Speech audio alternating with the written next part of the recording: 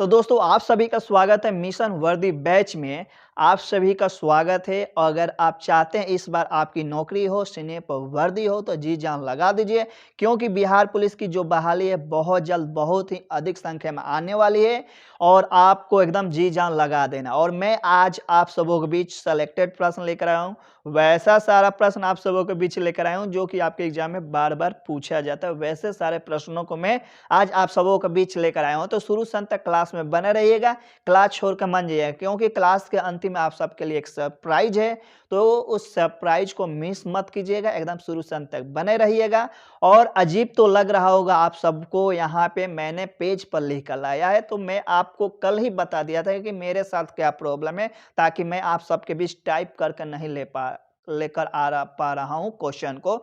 आखिर क्यों? तो इसलिए नहीं लेकर आ पा रहा हूं कि मेरे मोबाइल का प्रॉब्लम है, हैंग कर रहा है, टाइप नहीं हो रहा है, इस कारण। ठीक है, तो आप सब समझ गए होंगे, लेकिन वैसी कोई बात नहीं, टाइप हो तो और लिख लाए कोई अंतर नहीं होना चाहिए। बस आपको यही ध्यान में रखना है कि हमें पढ़ना है, सिलेक्शन लेना है। ठीक है, ठीक है। तो चलिए आज के सेशन को स्टार्ट करते हैं। सभी लोग जल्दी से लाइव क्लास में जुड़ जाएंगे। सभी को गुड मॉर्निंग, गुड मॉर्निंग। तो चलिए दोस्तों आज के सेशन को स्टार्ट करते हैं। देखिए दोस्तों, पहला प्रश्न है कि 1946 के कैबिनेट मिशन का नेतृत्व किसने किया था?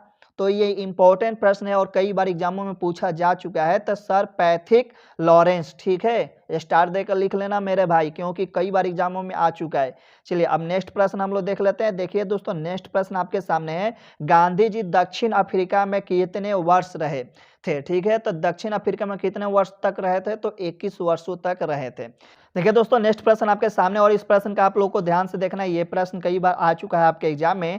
इंडिया डिवाइडेड पुस्तक के लेखक थे, इंडिया डिवाइडेड पुस्तक के लेखक थे। और इसके पहले जो अभी मद्य निषेध और ये फायरमैन का एग्जाम हुआ, तो उस एग्जाम में प्रश्न पूछा जा चुका है। तो दोस्तों इसका राइट आंसर क्या हो जाएगा? डॉक्टर राजेंद्र प्रसाद हो जाएगा। ठीक है मेरे भाई, और आप सब एकदम क्लास में बने रहिए शुरू से अंत तक, क्योंकि क्लास के अंत में आप सबके लिए एक सरप्राइज है। चलिए नेक्स्ट प्रश्न देखते हैं मेरे भाई। देखिए दोस्तों, नेक्स्ट प्रश्न है कि जयप्रकाश किस पार्टी के थे? जयप्रकाश नारायण किस पार्टी के थे? तो जयप्रकाश नारायण सोशलिस्ट पार्टी से थे। ये भी कई बार एग्जाम में प्रश्न पूछा जा चुका है। देखिए दोस्तों, नेक्स्ट प्रश्न क्या है आपका कि 1942 के आंदोलन में डॉक्टर राजेंद्र प्रसाद को किस जेल में कैद कर रखा गया था? तो दोस्तों 1942 के आंदोलन में डॉक्टर राजेंद्र प्रसाद को किस जेल में कैद करके रखा गया था? तो बांकीपुर में रखा गया था। ठीक है, कहाँ पर रखा गया था? तो बांकीपुर में रखा गया था। और संविधान जो बना था उसका अस्थाई सदस्य कौन थे? तो डॉक्टर राजेंद्र प्रसाद थे। ठीक है, ये भी आपको याद रखना है। चलिए नेक्स्ट प्रश्न देखते हैं। देखिए दोस्तों, नेक्स्ट प्रश्न आपके सामने, और इस प्रश्न को आपको ध्यान से देखना है। हंटर आयोग की नियुक्ति की गई थी, तो हंटर आयोग की नियुक्ति किस लिए की गई थी भाई? इंपॉर्टेंट प्रश्न हो जाता है, कई बार एग्जाम में आपके पूछा जा चुका है। तो जलियांवाला बाग हत्याकांड के बाद इस आयोग का गठन किया गया था। ठीक है, या ऐसे भी प्रश्न आ सकता है कि हंटर आयोग की नियुक्ति कब की गई थी? तो जलियांवाला हत्याकांड, जो बाग हत्याकांड हुआ था उसके बाद। ठीक है, नेक्स्ट प्रश्न आपके सामने है कि फिनिक्स फॉर्म की स्थापना किसने की? तो ये भी इंपॉर्टेंट प्रश्न है मेरे भाई, कई बार एग्जामों में पूछा जा चुका है। तो महात्मा गांधी। ठीक है, चलिए नेक्स्ट प्रश्न देखते हैं। आप सब ये मन सोचिए कि पेज पर क्वेश्चन है और ये सब हमारे लिए इंपॉर्टेंट नहीं है, और आप सब क्लास छोड़कर मन जाइए, क्योंकि ये वैसे प्रश्न है जो कि सिलेक्ट करके आप सबों के बीच लाया गया है, इंपॉर्टेंट प्रश्न है। ठीक है, तो देखिए नेक्स्ट प्रश्न है कि महात्मा गांधी दक्षिण अफ्रीका से भारत किस वर्ष में लौटे? ये भी प्रश्न कई बार आपके एग्जाम में पूछा जा चुका है, इंपॉर्टेंट प्रश्न है। 1915 ईस्वी में लौटे थे। ठीक है, चलिए नेक्स्ट प्रश्न देख लेते हैं। देखिए दोस्तों, नेक्स्ट प्रश्न आपके सामने, और यह प्रश्न यही कह रहा है कि भारतीय राष्ट्रीय कांग्रेस का 1938 का अधिवेशन किस शहर में हुआ था? तो 38 अधिवेशन जो हुआ था कहाँ पर हुआ था? तो हरिपुरा में हुआ था। वेरी इंपॉर्टेंट है, कई बार एग्जामों में आ चुका है। वेरी वेरी, ये सीएसबी जो है ना, ये एग्जाम में कई बार पूछ चुका है अपने। ठीक है, आपको ध्यान में ही रखना है। चलिए नेक्स्ट प्रश्न देखते हैं। देखिए मेरे भाई, नेक्स्ट प्रश्न आपके सामने, भारत में जब क्रिप्स मिशन आया उस समय भारत का वायसराय कौन था? तो दोस्तों उस समय वायसराय कौन था? तो लॉर्ड लिथको। ठीक है, इंपॉर्टेंट प्रश्न है मेरे भाई, स्टार देकर लिख लेना है। ठीक है, नेक्स्ट प्रश्न देख लेते हैं। चलिए नेक्स्ट प्रश्न देखते हैं, संविधान सभा के अस्थायी अध्यक्ष कौन थे? दोस्तों अभी तक वीडियो को लाइक नहीं किए हो, वीडियो को लाइक कर दो, शेयर कर दो। ठीक है, अभी तक मैंने कभी नहीं बोला था लाइक करने के लिए वीडियो को और शेयर करने के लिए, आज लेकिन बोल रहा हूँ आप सब सपोर्ट कीजिए, वीडियो को लाइक कीजिए और शेयर कीजिए। अधिक से अधिक संख्या में आप सब जुड़िए, ठीक है? तभी हमें भी अच्छा लगेगा आप सबों को पढ़ाने में, ठीक है? और अच्छा-अच्छा सिलेक्टेड प्रश्न आप सबों के बीच लेकर आऊँगा, ठीक है? तो पहले इस प्रश्न का आप सब राइट आंसर देखेंगे, संविधान सभा के अस्थायी अध्यक्ष कौन थे? तो दोस्तों अभिनव हमने आपको बताया था, कौन थे? तो डॉक्टर राजेंद्र प्रसाद, ठीक है? वेरी इंपॉर्टेंट हो जाता है आप सबों के लिए, स्टार देकर लिख लेना। अगर बिहार पुलिस के या मद्य निषेध या एसएससी जीडी किसी भी एग्जाम के लिए तैयारी करते हैं तो ये सेशन आप सबके लिए इंपॉर्टेंट है। और आप ये भी बात जानते हैं कि ना जीके जीएस कभी चेंज नहीं होता है, ठीक है? हर एग्जाम में पूछा जाता है। तो ये अपने दिमाग से भरम हटा दीजिए कि हम सिर्फ मद्य निषेध की ही तैयारी कर रहे हैं, नहीं, ऐसी कोई बात नहीं है। अगर आप जीके जीएस अच्छी तरह पढ़ रहे हैं तो आप हर एग्जाम की तैयारी कर रहे हैं, ठीक है? देखिए नेक्स्ट प्रश्न यही है कि भारत का संविधान लागू हुआ, तो भारत का संविधान कब लागू हुआ? वेरी इंपॉर्टेंट है, कई बार एग्जामों में पूछा जा चुका है, ठीक है? तो 26 जनवरी 1950। और आज भी मैंने हर विषय से प्रश्न को चुनकर लाया है, ठीक है? हर विषय से आपके एग्जाम में जितने भी विषय से प्रश्न पूछे जाते हैं सारे विषय से प्रश्न आप सबों के बीच लेकर आया है। तो आप सबका भी सपोर्ट करना बनता है, वीडियो को लाइक कीजिए, शेयर कीजिए, ठीक है? ताकि मुझे भी अच्छा लगा और आप सबों के बीच अच्छा-अच्छा प्रश्न लाऊं, सिलेक्टेड क्लास अच्छा से लेकर आऊं आप सबों के बीच, ठीक है? देखिए नेक्स्ट प्रश्न है कि भारतीय संविधान की आत्मा किसे कहा जाता है? मैंने जब संविधान का एक कराया था क्लास, इसके पहले उस क्लास में मैंने इस क्वेश्चन को लाया था, ठीक है? और जो लोग मेरा क्लास देखे होंगे, लूसेंट वाला जो बुक का मैं सेशन चलाता था उस समय, संविधान का उस सेशन में मैंने इस क्वेश्चन को कराया है, ठीक है? तो इंपॉर्टेंट प्रश्न हो जाता है, ठीक है? अगर आपको टाइम मिले तो जाकर लूसेंट के जितने भी मैंने क्लास कराया उन सारे क्लास को देख लीजिएगा, आप सबके लिए इंपॉर्टेंट होगा। प्रस्तावना, ठीक है? चलिए नेक्स्ट प्रश्न देख लेते हैं। देखिए मेरे भाई नेक्स्ट प्रश्न आपका क्या कह रहा है कि पच्छन बेरोजगारी निम्न में से किसकी एक विशेषता है? तो दोस्तों इंपॉर्टेंट प्रश्न हो जाता है, बिहार पुलिस में प्रश्न पूछा गया प्रश्न है, ठीक है? तो कृषि, ठीक है? और मैंने वैसा ही प्रश्न आप सबों के बीच लेकर आया है, ठीक है? आप देखिए नेक्स्ट प्रश्न क्या है मेरे भाई, तो हवाला क्या है? हवाला क्या है? इंपॉर्टेंट प्रश्न है, विदेशी मुद्रा का अवैध कारोबार है। कई बार एग्जामों में पूछा जा चुका है, स्टार देकर लिख लो, ठीक है? और नोट्स बनाना शुरू कर दो अगर वर्दी लेना है तो, क्योंकि बिहार पुलिस का बहुत ही संख्या में बहाली आ रहा है। चलिए नेक्स्ट प्रश्न आपके सामने है और इस प्रश्न का राइट आंसर आप सभी बताएंगे। अब तक भारतीय रुपए का कितनी बार अवमूल्यन किया जा चुका है? विकी का अवमूल्यन कितनी बार किया जा चुका है? तो मेरे भाई 3 बार किया जा चुका है। इंपॉर्टेंट प्रश्न हो जाता है। फर्स्ट कब हुआ था? तो 1949 में हुआ था और अंतिम 1991 में हुआ था, ठीक है? इस बात को भी याद रखिएगा। चलिए नेक्स्ट प्रश्न देखते हैं।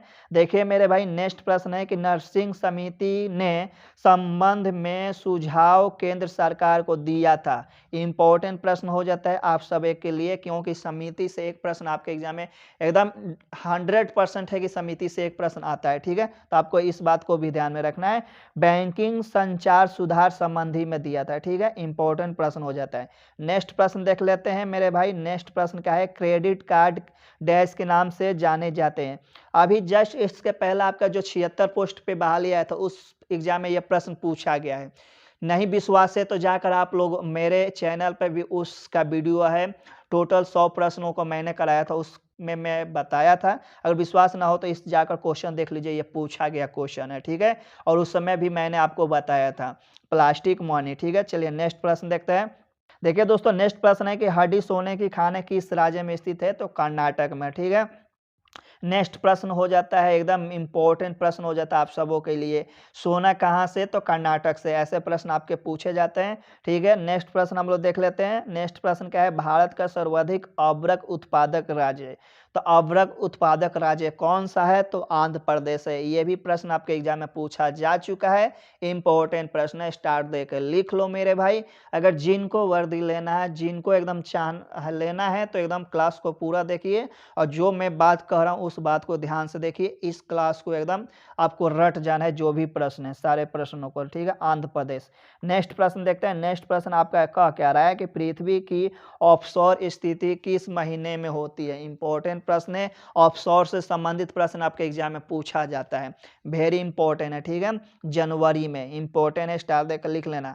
चलिए नेक्स्ट प्रश्न क्या है, किस दिन पृथ्वी सूर्य के सबसे निकट होती है। ये भी प्रश्न आपके एग्जाम में पूछा जाता है कि किस दिन पृथ्वी सूर्य के सबसे निकट होती है, तो 3 जनवरी की होती है, ठीक है मेरे भाई, इंपॉर्टेंट है, ध्यान में रखना, और इसी को ही उपसौर कहा जाता है। चलिए नेक्स्ट प्रश्न देख लेते हैं। नेक्स्ट प्रश्न क्या है, दक्षिणी गोलार्ध में सबसे लंबा दिन कब होता है। इंपॉर्टेंट प्रश्न है, एकदम सारे प्रश्नों को स्टार लगाकर थक जाऊंगा, बस आप इतना ही समझिए, सारे प्रश्न सेलेक्टेड प्रश्न है, एग्जाम के व्यू से इंपॉर्टेंट है। तो दक्षिणी गोलार्ध में सबसे लंबा दिन कब होता है, तो 22 दिसंबर, ठीक है। अगर उत्तरी गोलार्ध में पूछे तो 21 जून, आपको यहीं पे मैंने बता दिया है, ठीक है। आप सबके लिए यहीं पर मैंने लिख दिया ताकि आपका अगर दक्षिणी गोलार्ध से प्रश्न आए तो 22 दिसंबर, उत्तरी गोलार्ध से आए तो 21 जून, ठीक है, इंपॉर्टेंट प्रश्न हो जाता है। चलिए नेक्स्ट प्रश्न है कि आग्नेय चट्टानें बनती है, आग्नेय चट्टानें बनती है तो कैसे बनती है, तो गर्म लवा के ठंड होने से, ठीक है। यह भी प्रश्न पूछा जा चुका है एग्जाम में। देखिए नेक्स्ट प्रश्न क्या है, कोयला किस चट्टान में पाया जाता है। कोयला किस चट्टान में पाया जाता है, तो परतदार चट्टान में, ठीक है, इंपॉर्टेंट प्रश्न है। और पेट्रोलियम किस चट्टान में पाया जाता है, तो प्राचीन संतरित, ठीक है, इंपॉर्टेंट है, प्राचीन संतरित इंपॉर्टेंट है। पेट्रोलियम और कोयला, इन दोनों को ध्यान से देख लो और नोट में लिख लो, ठीक है। चलिए नेक्स्ट प्रश्न देखते हैं। देखिए मेरे भाई नेक्स्ट प्रश्न आपके सामने है, और इस प्रश्न का राइट आंसर आप सभी देखेंगे, आपको तो बताना नहीं, बस आपको ध्यान से देखना है। रेक्टर स्केल का प्रयोग किसके मापने के लिए किया जाता है, तो भूकंप की तीव्रता मापने के लिए किया जाता है, ठीक है। और सीस्मोग्राफ का किसका, तो भूकंपीय तरंगों को मापने के लिए प्रयोग किया जाता है। इन दोनों को ध्यान से देखना है, ठीक है मेरे भाई। चलिए नेक्स्ट प्रश्न देख लेते हैं।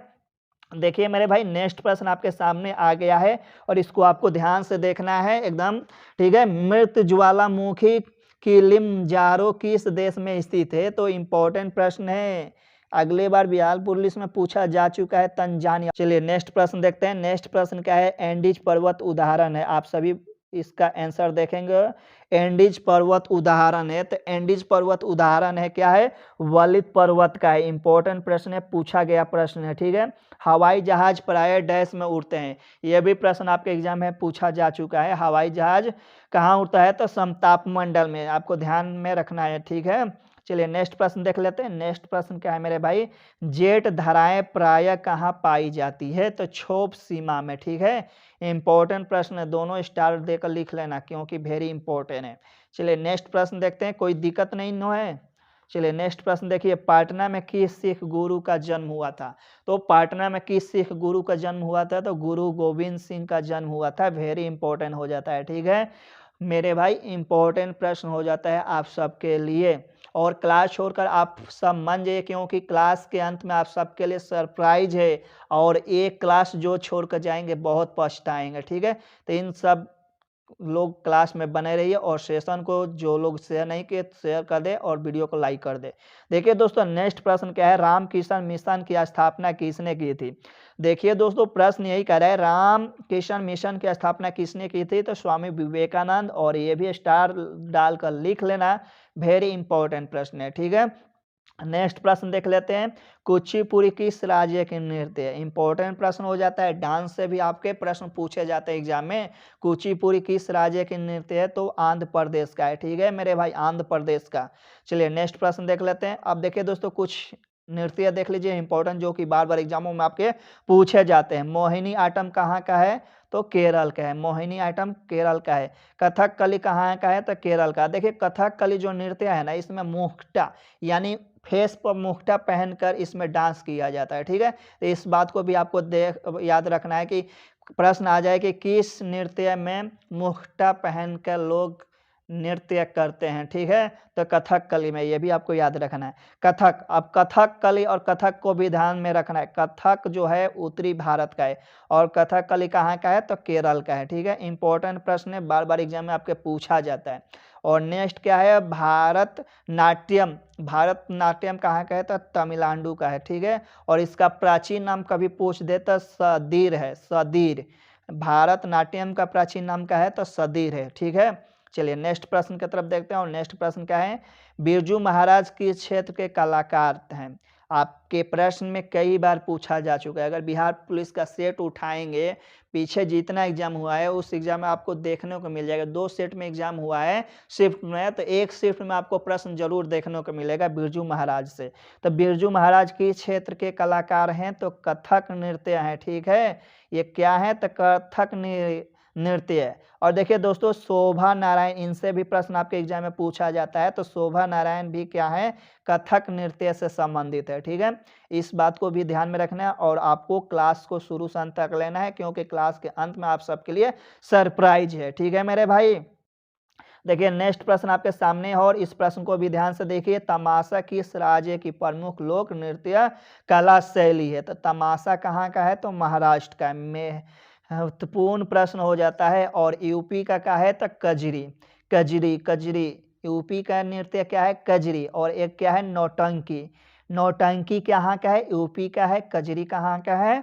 यूपी का। यू अपी लिखे हैं तो उत्तर प्रदेश मेरे भाई। यूपी मीन्स उत्तर प्रदेश होता है, ठीक है।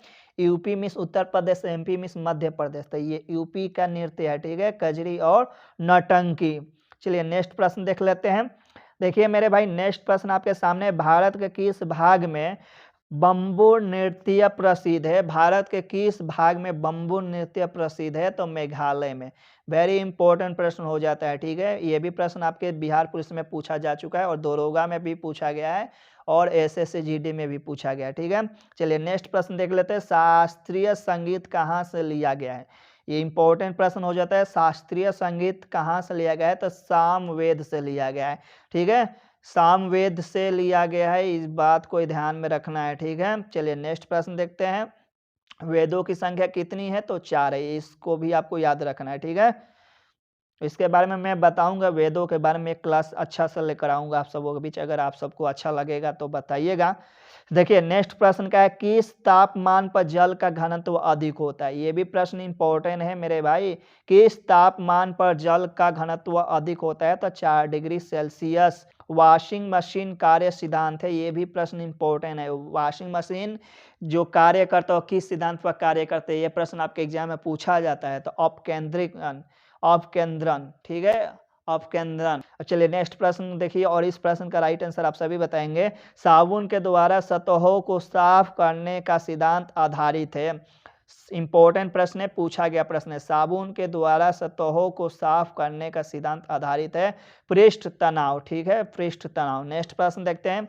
देखिए नेक्स्ट प्रश्न है कि जब शुद्ध जल में डिटर्जेंट डाला जाता है तो पृष्ठ तनाव, ये भी प्रश्न पूछा जा चुका है आपके एग्जाम में कि जब शुद्ध जल में डिटर्जेंट डाला जाता है तो पृष्ठ तनाव क्या होता है? घटता है, बढ़ता नहीं है मेरे भाई, घटता है।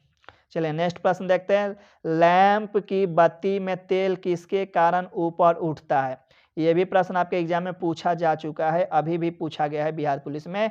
कैसिकीय घटना है, ठीक है, इंपॉर्टेंट प्रश्न है। आप सब देखे हैं लालटेन सबके घर होगा, उसमें बत्ती होगी एक, उसके माध्यम से तेल ऊपर जाता है तभी जलता है। आप देखें, आप सबके घर में है तो आप देखे ही होंगे, ठीक है।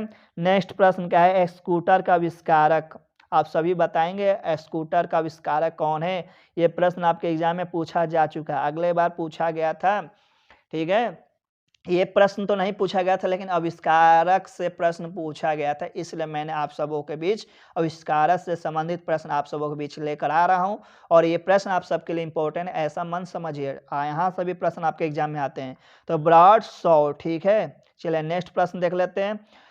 वायरलेस का आविष्कार, ये प्रश्न आपके पिछली बार एग्जामों में आया था। वायरलेस का आविष्कारक कौन है? तब मार्कोनी है, ठीक है। चलिए नेक्स्ट प्रश्न देख लेते हैं। मोबाइल का भी आविष्कारक पूछा जाता है आपसे, टेलीविजन का भी आविष्कारक पूछा जाता है, ठीक है। फाउंटेन पेन का भी आविष्कारक पूछा जा चुका है इसके पहले वाला फायरमैन में, तो वाटरमैन, ठीक है, इंपॉर्टेंट प्रश्न है, ऐसे मन समझिए कि इंपॉर्टेंट नहीं है, आपके लिए हर एक प्रश्न इंपॉर्टेंट है। टाइपराइटर का आविष्कारक, ये भी प्रश्न आपके बिहार पुलिस का सेट उठा कर देखिएगा तो उसमें मिल जाएगा। टाइपराइटर का आविष्कारक कौन है? तो सोल्स, ठीक है, इंपॉर्टेंट प्रश्न है। नेक्स्ट प्रश्न देख लेते हैं। सेफ्टी लैंप के आविष्कारक है दोस्तों, सेफ्टी लैंप का आविष्कारक डेवी, इम्पोर्टेंट प्रश्न हो जाता है। ये भी प्रश्न आपके एग्जाम में ही पूछा गया है, ऐसा नहीं है कि मैं ऐसे ही लेकर चला आया हूँ। आप पीछे सेट उठाकर देखेंगे तो ये सारे प्रश्न आपको दिखेगा और वैसे ही प्रश्न मैं आप सबों के बीच लेकर आया हूँ। और फिर मैं बोल रहा हूँ क्लास छोड़कर मन जाइए, क्लास के अंत में आप सबके लिए सरप्राइज है। देखिए मैं आप सबके लिए एक छोटा सा ट्रिक यहाँ पर लेकर आया हूँ, ठीक है? और ये ट्रिक शायद आप सबके जीवन में कुछ लाभ देगा, आपके एग्जाम में कुछ लाभ देगा। इसके माध्यम से मैं सोचकर आप सबों के बीच लाया हूँ। अगर अच्छा लगे तो बताइएगा कैसा ट्रिक लगा। देखिए, ईंट पर नाचे, ईंट पर नाचे, ये ट्रिक है। ईंट पर नाचे तो ईंट से क्या हो जाएगा, इलेक्ट्रॉन हो जाएगा। और इलेक्ट्रॉन का आविष्कारक कौन होता है, जे थॉमसन, ठीक है? और प से प्रोटॉन हो जाएगा और र से रदरफोर्ड, रदरफोर्ड ने आविष्कार किया था, प्रोटॉन का खोज किया था, ठीक है? और यहाँ पे नाच से न्यूट्रॉन हो जाएगा और जेम्स चैडविक खोजकर्ता कौन है, तो जेम्स चैडविक हैं।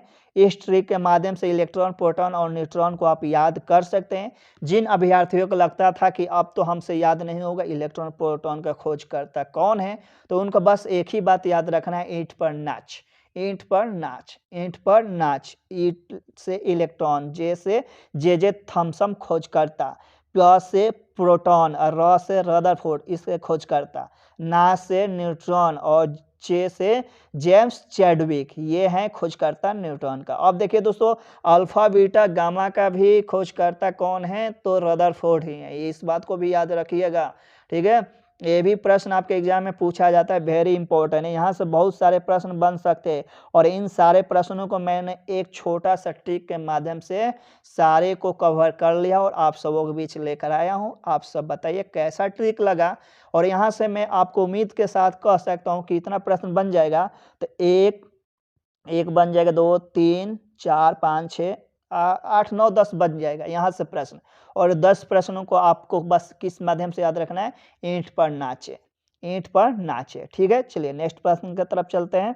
देखिए नेक्स्ट प्रश्न क्या है, पृथ्वी की आयु का आकलन किया जाता है, किसके माध्यम से आकलन किया जाता है, पृथ्वी की आयु का आकलन किसके माध्यम से किया जाता है, तो यूरेनियम डेटिंग से किया जाता है, ठीक है?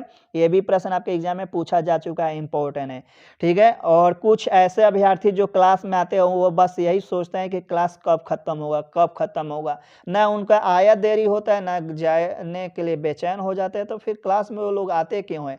मैं बहुत दिनों से देख रहा है कि कुछ लोग आते हैं, सर क्लास कब खत्म होगा, क्लास कब खत्म हो गया है, तो हो गया भाई, पढ़ना है तो पढ़ो या तो मत पढ़ो, ठीक है? नेक्स्ट प्रश्न का कह रहा है कि मीथेन अणु में है, मीथेन अणु में है, तो मीथेन अणु में क्या है, तो एक संयोजन बंधन है। ये भी प्रश्न आपके एग्जाम में पूछा गया है, इंपॉर्टेंट प्रश्न है। जो लोग रेगुलर आते हैं उन सबको मैं देखता हूँ और वो लोग बहुत अच्छा से अपना पढ़ाई करते हैं, ठीक है? किसी से वो मतलब नहीं रखते, तो वैसा ही आपको होना चाहिए, ठीक है? बस किसी से नहीं, बस अपने पढ़ाई पर ध्यान दीजिए। नेक्स्ट प्रश्न कर रहा है, इथिलीन अणु की आकृति होती है, इथिलीन अणु की आकृति होती है समतल त्रिकोणीय। ये भी प्रश्न इंपॉर्टेंट है, पूछा गया प्रश्न है, ठीक है?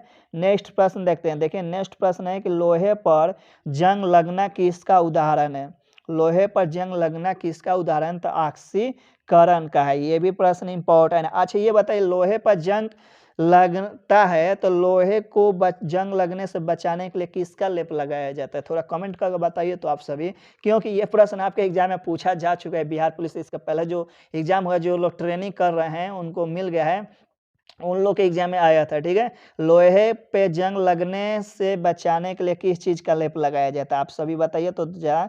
इंपॉर्टेंट प्रश्न है, ठीक है? वो प्रश्न मैं करा चुका हूँ, लेकिन फिर भी मैं लेकर आ जाऊँगा, लेकिन सबको मालूम होगा, कमेंट कीजिए और बताइए ज़रा, नहीं मालूम होगा तो बता दूंगा, ठीक है? देखिए नेक्स्ट प्रश्न क्या है, नीले लिटमस पत्र को लाल कर देता है, नीले लिटमस पत्र को लाल कर देता है, तो कौन करता है भाई, तो अम्ल करता है। ये भी प्रश्न आपके एग्जाम में पूछा जा चुका है। अब एक बात यहाँ ध्यान दीजिए, मैंने क्या लिखा है शायद आपको समझ में ना आ रहा होगा, लेकिन मैं आपको समझा रहा हूँ। देखिए लाल लिटमस पत्र को नीला कर देता है कौन, भस्म करता है। लाल लिटमस पत्र को नीला कर देता है भस्म, और नीला को लाल कर देता है कौन, अम्ल। इस बात को ध्यान में रखना है, ठीक है? अब नेक्स्ट प्रश्न देखते हैं। देखिए नेक्स्ट प्रश्न क्या है, सभी अम्ल जल में घुलकर प्रदान करते हैं। ये भी प्रश्न आपके एग्जाम में आ चुका है, पूछा जा चुका है। हाइड्रोजन आयन, ठीक है, आयन प्लस होगा तो आयन और माइनस होगा तो ऋण आयन। चलिए नेक्स्ट प्रश्न की तरफ देख लें। तो आप देखिए दोस्तों, कुछ यहाँ से पीएच मान आपके एग्जाम में जो पूछा जाता है, और आप सब ध्यान दीजिए, पीएच मान का मैं 2 वीडियो बनाया हूँ, और मैं जो कह रहा हूँ उस वीडियो को जाकर आप लोग देख लीजिए। प्लेलिस्ट में ट्रिक्स है, जो जीके जीएस का ट्रिक्स से मैं प्लेलिस्ट बनाया हूँ, उस प्लेलिस्ट में आपको ये पीएच मान से संबंधित 2 वीडियो मिलेगा, उस वीडियो को जाकर ध्यान से देख लीजिएगा, ठीक है। क्योंकि देखिए, कुछ ऐसे चीज़, अब सारे चीज़ों को मैं कराने लगूँगा तो टाइम तो उतना है नहीं, तो इस बात को ध्यान में रखना है। आपको जाकर उस वीडियो को आज ही देख लेना है सभी को, ठीक है? क्योंकि वहाँ से आपका प्रश्न जो भी बनेगा वो इम्पोर्टेंट है। सारे चीज़ों को मैंने वहाँ पे कवर किया है, जितना है बहुत 2 वीडियो के मतलब आप समझ सकते हैं कि उसमें कितना मैंने पीएच मान को इकट्ठा किया है, उन सारे चीज़ों को लिखा है जो आपके एग्जाम में आते हैं। तो उस वीडियो को जाकर देख लीजिएगा। और यहाँ देखिए, यहाँ पे जो प्रश्न है वो क्या है, अम्लीय घोल का पीएच मान कितना होता है? 7 से कम होता है। क्षारीय पीएच घोल का पीएच मान कितना होता है? 7 से अधिक होता है क्षारीय का। और उदासीन का क्या होता है? पीएच मान 7 होता है, ठीक है। ये यहाँ से भी प्रश्न आपके एग्जाम में पूछे जाते हैं। चलिए नेक्स्ट प्रश्न देखते हैं। चेचक के लिए टीके का विकास किया था। चेचक के लिए टीके का विकास किसने किया था? तो एडवर्ड जेनर। Edward Jenner. आप सब क्लास में बने रहिए, क्लास के अंत में आप सबके लिए सरप्राइज है। नेक्स्ट प्रश्न देखते हैं।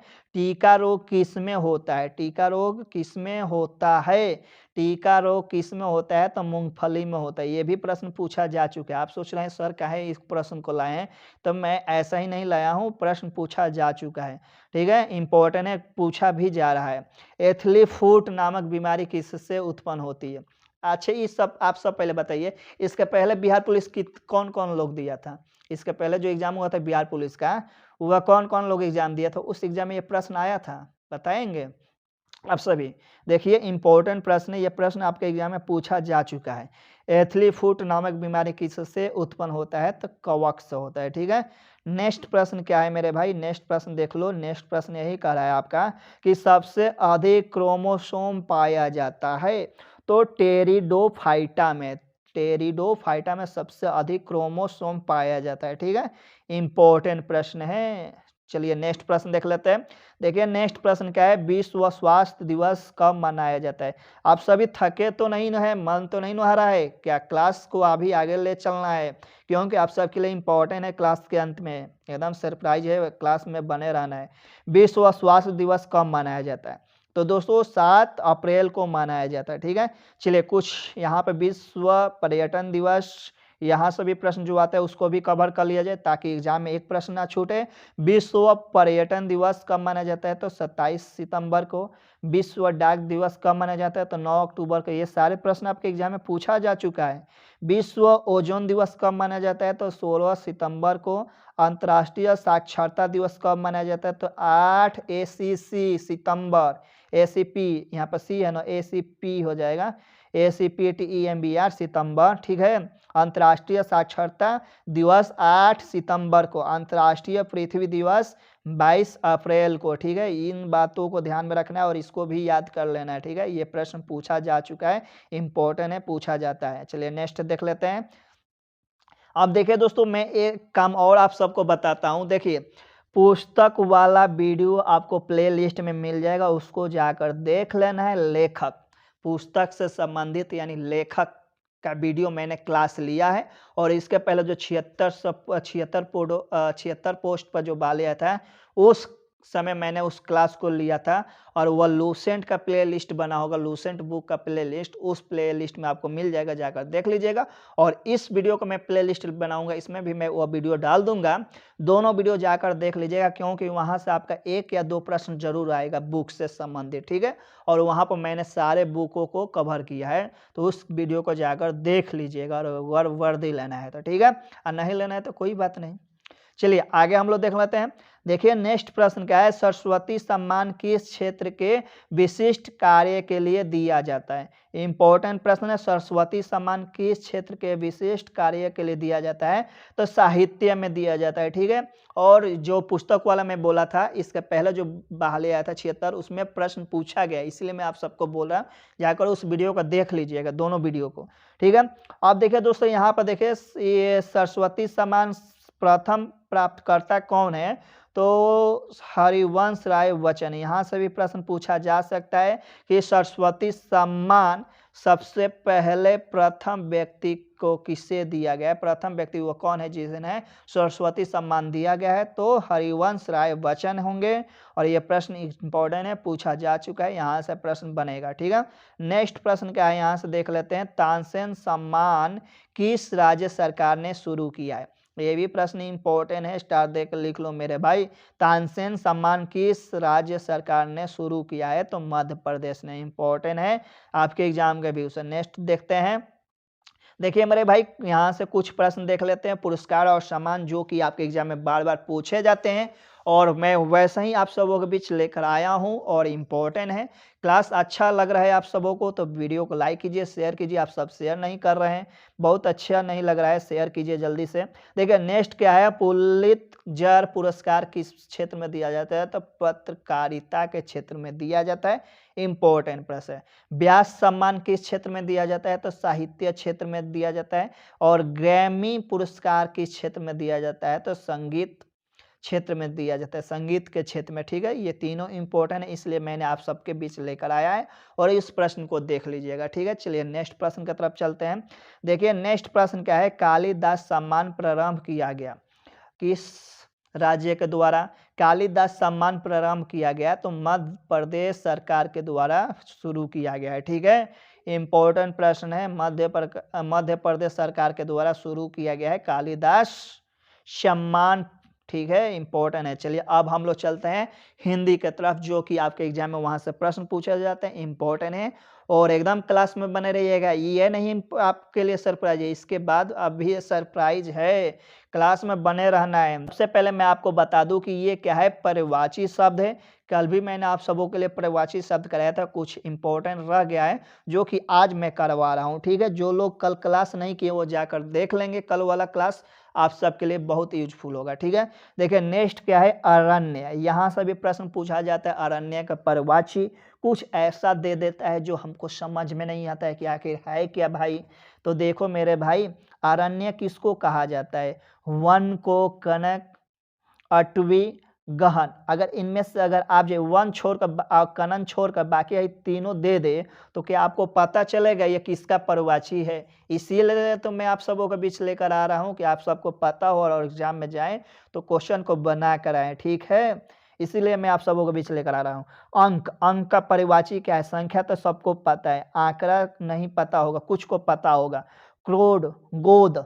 अब देखिए अंक का पर्यायवाची होता है, इंपॉर्टेंट है, कुछ देख लीजिए। आप सबके लिए पीडीएफ मैं तैयार कर रहा हूँ। ठीक है, बस चैनल को सब्सक्राइब कर लो भाई और टेलीग्राम में जाकर जुड़ जाओ। ठीक है, सबको मिलेगा। देखिए नेक्स्ट क्या है, आकाश। आकाश का क्या होता है पर्यायवाची, अंतरिक्ष, तारापथ, व्योम, अंत और फलक, शून्य। यह सब किसका पर्यायवाची है, तो आकाश का। देख लीजिए ऐसा ही इंपॉर्टेंट मैं आप सबों के बीच पीडीएफ के माध्यम से बना रहा हूं और जिस दिन तैयार हो जाएगा उस दिन आपको टेलीग्राम के माध्यम से मिल जाएगा। तो एकदम बने रहिए क्लास में। देखिए ये भी प्रश्न आपके एग्जाम में पूछा जाता है, सब बताइए क्या नहीं पूछा जाता है। इंद्र का पर्यायवाची क्या होगा, देवेंद्र, देवराज, सूरपति, सुरेश, देवेश। क्या इसमें से आ जाए तो आपको पता चलेगा क्या इंद्र का पर्यायवाची है। जो आपको पता है वो मैं तो आपके बीच नहीं लेकर आया हूँ, आप देख सकते हैं। ठीक है, उपवन, उपवन का पर्यायवाची आपसे पूछा जाता है तो उद्यान होता है, गुलशन होता है, वाटिका होता है। वाटिका तो आपको पता है, गुलशन शायद ना पता हो, किसी को भी पता हो भी सकता है इस क्लास में। चलिए नेक्स्ट देखते हैं। उल्लू का भी पर्यायवाची आपसे पूछा जाता है तो उल्लू के उल्लुक, कौशिक। ठीक है, इंपॉर्टेंट है, एग्जाम के व्यू से सारे प्रश्न को ध्यान से देख लीजिएगा। नेक्स्ट क्या है, आप लोग क्लास छोड़कर बन जाइए क्योंकि अंत में सरप्राइज है। ऊंट, महाग्रीव, कर्भ। ठीक है, किसान का क्या हो जाएगा, कृषक, अन्नदाता, हलधर। ये तो कृषक सबको पता होगा, अन्नदाता यानी कि अन्नदाता अन्न यानी जमीन को चीर कर किसान ही अन्न को चाहता है तो उसको कृषक या अन्नदाता या हलधर, ठीक है, कह सकते हैं। कपड़ा, कपड़ा पोशाक, चीर, चीर पोशाक को ही कहा जाता है। और पट, जैसे कहा नहीं जाता है कि क्या देवी माँ का पट खुल गया, भगवान का पट खुल गया तो ये वस्त्र ही होता है, कपड़ा ही होता है। ठीक है, चलिए नेक्स्ट प्रश्न देखते हैं। नेक्स्ट क्या है, कनन। कनन भी आपके एग्जाम में आता है। ठीक है, हेम, सोना, कुंदन, ये सारे परिवाची हैं कनन का। इंपॉर्टेंट है, क्लास छोड़कर मन जाओ, इंपॉर्टेंट। अभी अभी सरप्राइज तो बाकी है। कोयल, कोयल किसका परिवाची है, तो पीक, सारंग, वन प्रिय। गाय का परिवाची क्या हो जाता है, गौ, सुरभि, भद्रा। ठीक है, चलिए नेक्स्ट देख लेते हैं। गंगा का परिवाची सुरसरी, देवपग और देवनंदी। ठीक है, गंगा का, ठीक है, परिवाची हो जाएगा। नेक्स्ट प्रश्न देख लेते हैं। चांदा, चांदा का भी आपको परिवाची एग्जाम में पूछा जाता है, और जो प्रश्न जो आपको मालूम नहीं है वही मैं आप सबके बीच लेकर आया हूँ। शशि, हिमांशु, राकेश। और आप ये समझते हैं और आप भी खुद जानते हैं कि एग्जाम में जो आपको मालूम होता है वह ऑप्शन में नहीं रहता है। ठीक है, तो आगे देख लीजिए। जल, जल का परिवाची क्या हो जाएगा, पत, रस, तोय। ठीक है, 16 में क्या है, तालाब। तालाब का क्या हो जाएगा परिवाची, सर, पुष्कर, सरसी, सरसी। तालाब का ही परिवाची है। ठीक है, दिन, दिन का वार हो जाएगा दिवस, दिवस तो सबको पता होगा। ठीक है, चलिए नेक्स्ट देख लेते हैं। नेक्स्ट दुर्गा, दुर्गा का हम लोग देख लेते हैं। देखिए मेरे भाई, दुर्गा का परिवाची आपके एग्जाम में पूछा जाता है। चंडी, कालिका। लिखने के लिए तो मैं सबका 10, 15, 20 लिख देता, लेकिन आप सब एकदम अथी हो जाते हैं, बोर हो जाते हैं, इसलिए मैंने लिखा नहीं। बाकी सबका पीडीएफ मैं तैयार कर रहा हूँ। जिस दिन पीडीएफ तैयार हो जाएगा उस दिन आपको टेलीग्राम के माध्यम से मिल जाएगा। बस चैनल को सब्सक्राइब कर लीजिए और टेलीग्राम जाकर ज्वाइन कर लीजिए, उसका लिंक नीचे डिस्क्रिप्शन में दिया गया है। ठीक है, नदी, नदी का क्या होता है आपका मेरे भाई, नदी का परिवाची क्या हो जाएगा, अपगा, सरिता, सैलजा। इंपॉर्टेंट है। ठीक है, प्रश्न पूछा जाता है। यहाँ नगर, नगर पूरी, पूरी होता है परिवाची। इसमें और भी होता है लेकिन मैंने लिखा नहीं है। चलिए, जो भी इंपॉर्टेंट आपके एग्जाम के व्यू से वह मैंने आप सबों के बीच कराया है और लाया है। चलिए, अब जो आप टाइम आ चुका है आप सबों के बीच सरप्राइज दिखाने का, और बने रहने के लिए इतना देर के लिए बहुत बहुत धन्यवाद। तो चलिए हम लोग सरप्राइज की तरफ चलते हैं और देखते हैं। देखिए दोस्तों, आपके सामने गणित का पहला प्रश्न दिख रहा है और यही आप सबके लिए सरप्राइज, और इस प्रश्न का राइट आंसर आप सभी बताएंगे। एक शर्ट के अंकित मूल्य पर 30% की छूट मिलने पर एक व्यक्ति टाई भी खरीद सकता है जिसका मूल्य 210 रुपया है। तब व्यक्ति ने शर्ट के लिए कितना रुपया भुगतान किया, आपको यही बताना है मेरे भाई। आप सभी कमेंट करेंगे जल्दी से और इसका राइट आंसर बताएंगे। आप सभी बेसब्री से बहुत दिनों से इंतजार कर रहे थे कि सर गणित का क्वेश्चन लाइए, और आप सबों ने बहुत दिनों से कह रहा था, तो मैंने सोचा क्यों नहीं आप सबके बीच गणित का प्रश्न लेकर चला जाए। तो इस प्रश्न का राइट आंसर देखते हैं। सबसे पहले कौन बताता है, एक शर्ट के अंकित मूल्य पर 30% की छूट मिलने पर एक व्यक्ति टाई भी खरीदता है जिसका मूल्य 210 रुपया है। तो शर्ट का मूल्य बताना है। अब देखिए दोस्तों, सब लोग बना लिए, चलिए अच्छी बात है। और मैं आप सबको बता दूं कि ये प्रश्न आपका कैसे बनेगा, तो चलिए मैं आप सबको बता देता हूँ ये प्रश्न आपका बनेगा तो कैसे बनेगा। देखिए दोस्तों, 30% का मान कितना दिया है, 210 दिया है। 30% का मान कितना दिया है मेरे भाई, 30% का आपका मान दिया है 210 रुपया। तो सबसे पहले आप काम क्या कीजिए, 1% का मान निकाल लीजिए। ठीक है, तो 1% का मान निकालने के लिए सबसे पहले आप इसको भाग देंगे, 30 से भाग देंगे तो ये कितना हो जाएगा, 0, और 3 से काटेंगे तो 7। कितना आ गया, 1% का मान कितना आ गया, 7 आ गया। अब ध्यान दीजिए दोस्तों, ये 30% इसको छूट मिला है, तो टोटल शॉर्ट का मान लीजिए 100% में से 30% अगर आप घटाते हैं तो कितना परसेंट बचा, 70%। तो 70% ही ना दाम होगा उस शॉर्ट का। 30% तो उसको छूट मिल गया, तो शॉर्ट कितना में किना है, 70% में। तो 70% का आपको मान बताना है। ठीक है, तो 70% का मान बताना है मेरे भाई। तो इसमें आप क्या कीजिएगा, 70 से गुना कर दीजिए, आ गया आपके आंसर 7×7=49, 7×7=49 यानी कि 490 आ गया। आपका आ गया कि नहीं 490, तो यही आपका ऑप्शन नंबर कहाँ है, सी में। यहाँ पर 490 दिया है, तो और इसका आंसर क्या हो जाएगा, 490 हो जाएगा। देखिए मैं आपको एक बार और समझा देता हूँ। प्रश्न यही कर रहा है कि एक व्यक्ति जो है शॉर्ट के अंकित मूल्य पर उसको 30% का छूट मिलता है। तो मान लीजिए कि शॉर्ट का पहले उसका मूल्य 100 था, 30% छूट मिला तो 70% शॉर्ट का कीमत हो गया। तो 70% शॉर्ट का कीमत हो गया, तो 70% का हमको मान बताना है। तो 1% का मान 7 आया था, तो 70 से गुना कर देंगे तो 70% का मान हो जाएगा 490, यानी कि 70% का ही हमको शॉर्ट मिला था, 490 रुपया हो गया। चलिए नेक्स्ट प्रश्न देखते हैं। देखिए दोस्तों, नेक्स्ट प्रश्न आपके सामने और इस प्रश्न का राइट आंसर आप सभी बताएंगे। सबसे छोटी संख्या ज्ञात कीजिए जो 4, 8, 2, 6 और 12 से विभाजित हो जाएगा। ये तो बहुत हल्का है, लॉलीपॉप प्रश्न है। इस प्रश्न को तो आप आसानी से बना सकते हैं और सभी राइट आंसर दे सकते हैं मेरे भाई। तो आप सभी बता दीजिए जल्दी से इसका राइट आंसर क्या होगा। वही काम करना है, आप इसका एलसीएम निकाल कर डायरेक्ट आंसर बता सकते हैं, या वैसे ही संख्या छोटी से छोटी संख्या बताना है जो 4, 8, 2, 6 और 12 से भाग लग जाए।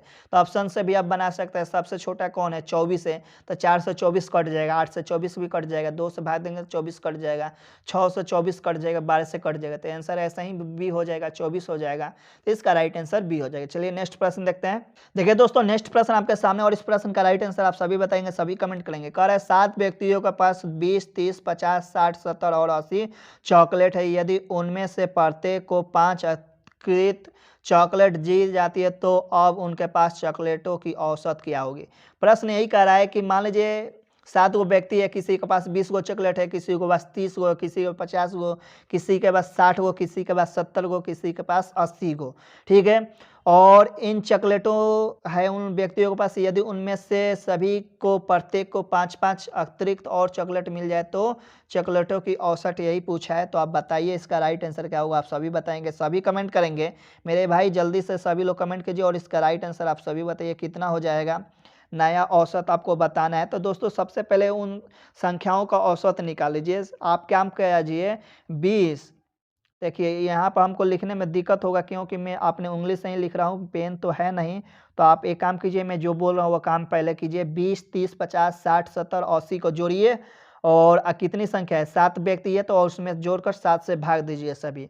तो सभी लोग तो जल्दी से जोड़िए, तो सभी पहले और मुझे बताइए आंसर कितना होगा। मैं भी जोड़ लेता हूँ। 30 और 20 50 और 50 100, 100 हो गया। 160 हो गया, 160 और 30 200, 240 और 40 240, 240, 240 60 कितना हो जाएगा जी? 30 और 20 50 और 50 और 40 90, 90 और 50 कितना हो जाएगा? 90 50 140, 140 और 60 कितना हो जाएगा? 60 कितना हो जाएगा? 200, 270 30, 350 जोड़ने पर कितना आ जा रहा है? 350 आ रहा है और इसमें 7 से भाग दे दीजिए, काटिएगा तो कितना आ जाएगा? 50 आ जाएगा मेरे भाई। जोड़ने पर 50, भाग देने पर 50 आ गया। अब देखिए ये औसत हो गया 50। अब प्रत्येक को 5-5 गो एक्स्ट्रा दिए हैं, तो इसमें 5 जोड़ दीजिए तो 50 से 5 55। इसका राइट आंसर बी हो जाएगा। ठीक है, तो आप सभी को समझ में आया क्वेश्चन क्या कहा। क्वेश्चन यही कहा है जो चॉकलेट है उसका औसत निकाल लीजिए और प्रत्येक जो 5 देना है वो 5 जोड़ दीजिए। चलिए नेक्स्ट प्रश्न देखते हैं। देखिए दोस्तों, नेक्स्ट प्रश्न आपके सामने और इस प्रश्न का राइट आंसर आप सभी बताएंगे। 1 और 80 तक की संख्याओं में कितने प्रतिशत संख्याओं में इकाई अंक 1 और 9 है? इसका राइट आंसर आप सभी बताएंगे। परसेंटेज में बताने आप सभी बताएंगे और इसका राइट आंसर यानी कि 1 से 80 तक जो संख्या लिखते हैं 1 और 9 कितना प्रतिशत है। ठीक है, आपको यही बताना है। तो आपको पहले मैं बता देता हूँ कि 1 से लेकर 80 तक जो संख्या लिखते हैं उसमें आप काउंट कर लीजिए कि 1 कितनी बार आया और 9 कितना बार आया और दोनों को जोड़ लीजिए। ठीक है, उसके बाद आप उसका प्रतिशत निकाल दीजिए। तो दोस्तों आप जल्दी से कीजिए और इसका राइट आंसर बताइए। देखिए दोस्तों, सबसे पहले मैं बता दूं कि 1 और 9 जो आता है 1 से लेकर 80 तक संख्याओं के बीच में 1 और 9 कितना बार आता है? तो आपका 16 बार आता है। कितना बार आता है? 16 बार। और टोटल संख्या कितना है? 80 है। तो 80 बटा में हो जाएगा, प्रतिशत के लिए हम क्या लिखेंगे? 100। तो 16 पचे ये 100 हो जाएगा। तो 16 पचे 80 है, इससे काटेंगे तो 20 5 100। तो इसका राइट आंसर क्या हो जाएगा? 20% हो जाएगा। ठीक है, तो दोस्तों इसका राइट आंसर क्या हो जाएगा? आपका 20% हो जाएगा। चलिए नेक्स्ट प्रश्न देखते हैं। देखिए दोस्तों, नेक्स्ट प्रश्न आपके सामने और इस प्रश्न का राइट आंसर आप सभी बताएंगे। 60 लीटर के एक मिश्रण में दूध और पानी का अनुपात 2:3 है, तो मिश्रण में पानी की अनुपात कितनी है? इसका राइट आंसर आप सभी बताएंगे। आपको पानी का मात्रा बताना है। तो दोस्तों आप जल्दी से कमेंट करेंगे और इसका राइट आंसर देंगे। तो देखिए दोस्तों, आपको करना क्या है, दूध और पानी का मात्रा दिया है, यानी कि यहाँ पे दूध और पानी यानी कि M और W, मिल्क और पानी का अनुपात दिया है 2:3 दिया है। और आपसे पूछा क्या है? पानी का। तो दोस्तों टोटल मात्रा कितना है? 5। तो नीचे 5 कर दीजिए और किसके बारे में पूछा है? जिसके बारे में ऊपर कर दीजिए और गुना। ठीक है, लीटर कितना है? 60 कर दीजिए, इससे काटेंगे तो 12 5 60, तब 12 बन 24 बत्ती 36। तो इसका राइट आंसर क्या हो जाएगा मेरे भाई, इसका राइट आंसर आपका बी हो जाएगा 36। इसका राइट आंसर बी 36, ठीक है। तो इसका राइट आंसर बी 36 आप सभी को समझ में है। जिसके बारे में पूछा है उसको आप ऊपर कर लीजिए और टोटल संख्या को नीचे जोड़ के, यानी कि 2 और 3 हम जोड़े तब 5, और पानी के बारे में पूछा है तो पानी की मात्रा 3 है तो 3 ऊपर, और टोटल लीटर कितना है 60, गुना कर देंगे 5 से 60 के 12 में 36 यानी कि 36 लीटर, ठीक है। इसका राइट आंसर पानी का मात्रा कितना है 36 लीटर है। तो दोस्तों इसका राइट आंसर बी हो जाएगा। तो दोस्तों आप सभी को क्लास कैसा लगा, आप पसंद आया कि नहीं आया, आप कमेंट करके जरूर बताइए। अभी तक वीडियो को लाइक नहीं किया है तो वीडियो को लाइक कर दीजिए, और इस चैनल पर नए तो चैनल को सब्सक्राइब कर बेल आइकन को ऑल प्रेस कर दें ताकि नए वीडियो का नोटिफिकेशन सबसे पहले आप तक पहुंचे। और दोस्तों वीडियो को जरूर शेयर कीजिएगा, ठीक है। तो फिर मिलते हैं हम लोग नेक्स्ट क्लास में, तब तक के लिए दीजिए इजाज़त। जय हिंद, जय भारत।